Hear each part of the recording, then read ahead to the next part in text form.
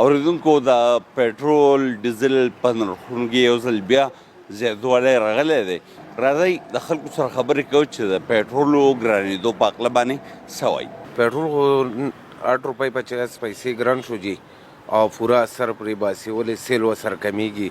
او ګاډو به مخکې لکه 2000 اچول نو اوس به 3000 اچوي خو لیټر یې هغه حساب دغه کېږي که نه خو سیل کمیږي وسر جي زیات ګاډي اوس د دې ډله څخه خلک ودرېږي جي زیات ما وکړو اوس دا تقریبا یو 2 میاشتې وشوې چې ډېر خلک سورلو په ګاډي کې اوس د پټرول د لاسه ځي جي خپل ګاډي ودرولي چې په خدای خونه غر کې غر ځکه پټرول ګران شي هر شی ګران شي که نه جي او حساب نه پوهېږو په 15 تاریخ پس دا شی دی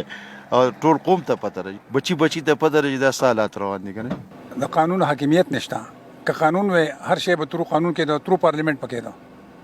په پارلیمنت کې نه پاس کوي داسې اعلانونه کوي د دې خو به ستا په روزمره زندګۍ باندې ستا په خوراکونو باندې ستا په تلو باندې ستا په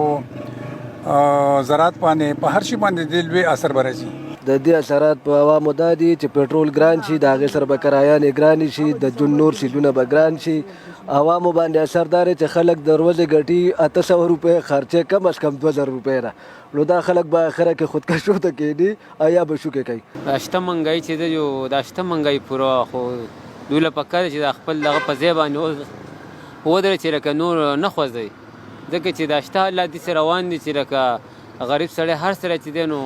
غریب څنګه چې مالدار هم په جاړه دی اوسو نو بس هر شی چې دی نو